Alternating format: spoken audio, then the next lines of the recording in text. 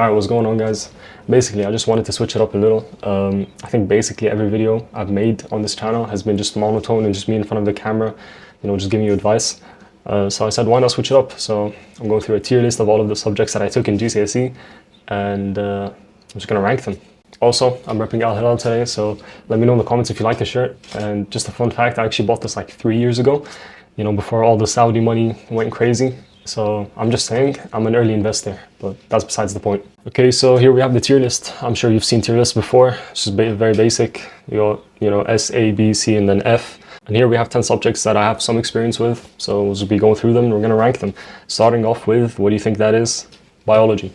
Now, biology is probably one of my favorite subjects that I took at GCSE. And that's just because I love subjects that are just systematic. I just love subjects that you just know what you need to do to get the top grades, and biology is one of them. For biology, you just need to memorize, practice questions, and then you're done. It doesn't even require like intelligence or it doesn't require problem solving like physics and math do.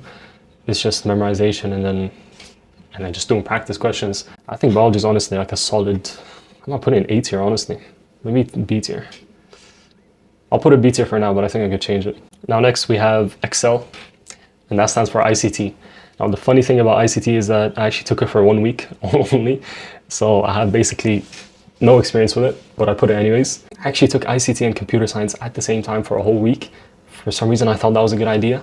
Until I spoke to my ICT teacher and he said, there's no point, just take computer science, because I knew I was gonna do computer science in uni. So it didn't make sense for me to take ICT. I don't want to spend 12 hours a week just staring at a computer.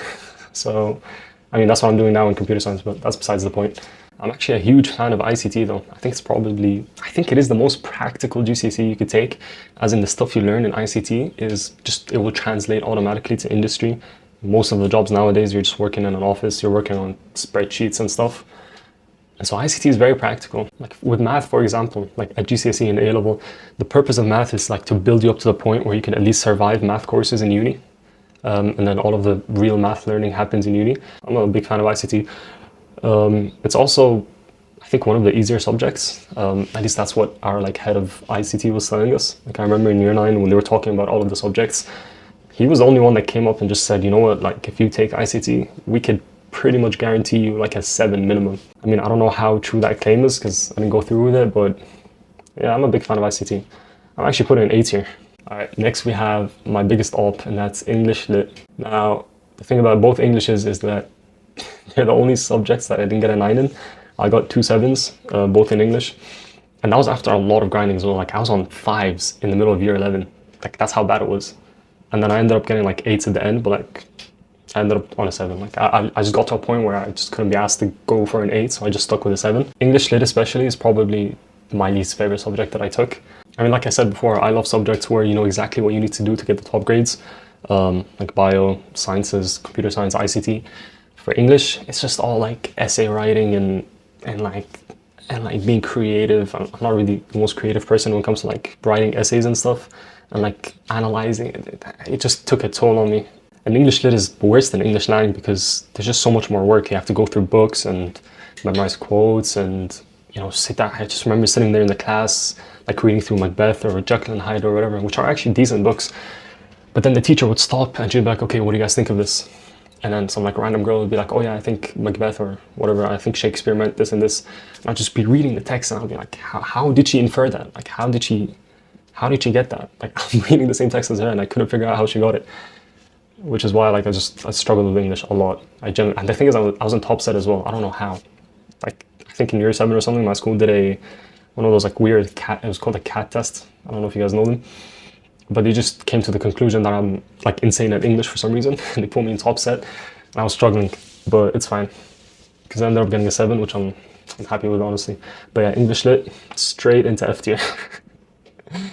We're gonna go to, English Lang soon, but English Lit is probably my least favorite. It's so bad. I just remember looking at my schedule for the day, and when I see English, I'll just straight up get depressed. And I remember the first week of year 12, A-levels, I was genuinely just happy, even though I was doing hard subjects. At the time I was doing further math and physics and computer science. I was doing Arabic as well, but that doesn't really count. Those are hard subjects, but I was still happy because I didn't have to do English anymore. I did subjects that I actually wanted. So yeah, English is an F tier. Next up we have the pyramids. No, it's not history, it's actually Arabic. I'm a native Arabic speaker, and so I took Arabic. Funny thing is, I took Arabic in year 8. So I was doing my Arabic GCSE in year 8 when I was like, how old are you in year 8? Like 12 or 13? I don't know. I don't even know why. Like my parents just told me to do it, so I'm like, fine. I ended up getting an A star. So yeah, I'm not too bothered. I don't even remember that much from the exam because it was so long ago. I just remember there being a speaking and a listening and a reading. I think there was 4 tests, like speaking, listening, reading, writing. Like I'm a native Arabic speaker, right? So it's not gonna count. Like if it was Spanish or French, for example, it'd be a whole different story. I don't think I'm that good with learning languages, but it's the language I spoke, so I can't. I'm just gonna put it in like C tier because what can I do? Now next, as you can see, there's a child coloring in something. That is actually business. And I did take business, and if you watch a lot of my videos, you know that I clown a lot on business students because I myself took business. So I'm not speaking out of my ass. Like I took business GCSE, and I honestly liked it. Again, it's one of those subjects where if you know what you're doing, you could easily get the top grades. And I think I had a really good teacher as well. She gave us one of those, like, I don't know, it was like a PDF document that just had every single like long question. And then it just told you exactly what you need to do. So like 6 markers, you had to talk about something, and then advantages and disadvantages and whatever, and then 9 marker and so on. And I just memorized that, and I just like practiced it. And then I actually, for the mock that we did in my school, even though business wasn't like one of the subjects that I was worried about a lot, I think I ended up getting the highest mark in all of the school for that mock. But yeah, I think business is honestly an A tier subject because it's easy, it's quite practical. I don't know if it would actually help you start a business. There's nothing that I'm using from my business GCSE in like running this channel or whatever. So I don't think it's that practical. But I don't know, maybe down the line it could be useful. We'll see. Anyways, next up we have computer science. Computer science is a very interesting subject because if you don't like it, you're not gonna like it. You're gonna hate it. But I've always loved it. So for me, GCSE was sort of a breeze. The way Cambridge did it, which they actually stopped doing, is that they had a pre-release. So you had 2 papers. You had the theory paper and the practical paper. And then for the practical paper, you had this like long pre-release where you had to write code for like this problem that they gave you. And then they would test you on it in the exam. And yeah, that was long. I didn't really like that at all. No one did. But I think they stopped doing that, so now it's chill. So yeah, I think it's a pretty good course, especially if you're into coding. If you're not, it can be a long day, but I don't know, it depends. You'd have to try it. Is it going to be S tier though? For me, it would be an S tier, but I don't know for other people. I guess this tier list is my opinion, isn't it? So it has to be S tier. Like it's carrying me through my uni. Anyways, next we have English language. Now, all of the problems that I had with English literature, I also have with English language, except one problem, and that's you don't have to memorize quotes or go through books or anything. So that makes it a bit better, I guess. But at the same time, it's still bad. It's still essay writing. Like you don't know what you're gonna get. So yeah, I didn't enjoy English at all. I might just skip through it, honestly, just put it C tier, just because it's not as bad as English lit, but still quite bad. Next up we have chemistry. Chemistry I think I was quite intimidated by chemistry in the beginning, and then once I just got it, like I really liked it. Like if you saw my video about how to do well in the GCSE sciences, right? You know that it's sort of spectrum, right? You have memorization and problem solving, and then you have biology on this side, chemistry in the middle, and then physics on the problem solving side, right? And all of these skills are skills that you can easily like learn, which is what I love about all of the sciences.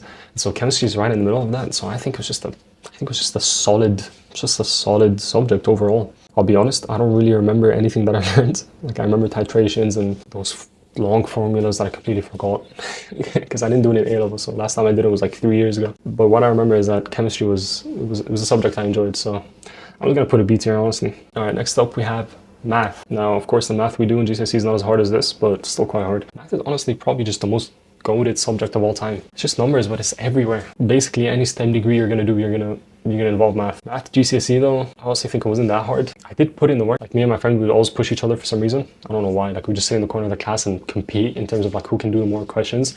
And I think that really helped us. It's actually just an underrated factor in terms of like how well you're gonna do in a class. Like I remember in some of the science classes, I would sit next to my friend who just make me laugh the whole time. So I wouldn't really focus. But for math, yeah, I was locked in. It's just a solid subject, really. It's very practical. If there's one thing that like will make your problem solving much better, it's just doing math questions. Yeah, math is an S tier subject. I can't even lie to you. Now, last but not least, we have physics. I just remember I had a very interesting teacher for GCSE physics. I'm not saying she's a good teacher or a bad teacher. Like the way she taught was just unique, and it just every time I think of physics GCSE, it's just stuck to her. You know, the thought of her is just always with it. So I can't detach her from the thought. But yeah, physics, you know, teaches you how the world works. You know, Newton's laws and all of that. I think it's a very solid subject. And it's a very practical one as well. Physics is basically just a practical expression of math, isn't it? But I think I'm overthinking it. In terms of a GCSE subject though, it was quite hard. Experiments literally never worked. Like for bio and chemistry, they most of the time work, but for physics, I don't know if I've ever had an experiment work except like the really easy ones. It is a hard subject, but you're gonna have to take it anyways, so it's not like it matters whether it's hard or not. I don't know, I'm torn between B and A tier. I'm gonna put in the A tier. And I think that's my tier list done. I don't know if I'll change anything. Now, of course, like everyone's tier list is gonna be different. A lot of people like essay-based subjects more, so their list might be completely flipped. Like there's some lunatic out there that will put English Lit and English Lang in S tier. I don't know how, but who am I to judge? But yeah, that's my tier list. So if you guys enjoyed this video, let me know. And it's my first time doing like an unscripted type of video where I'm just doing something random instead of just giving you like monotone advice. So if you liked it, let me know. Maybe I could do more. But yeah, that was the video, so take care.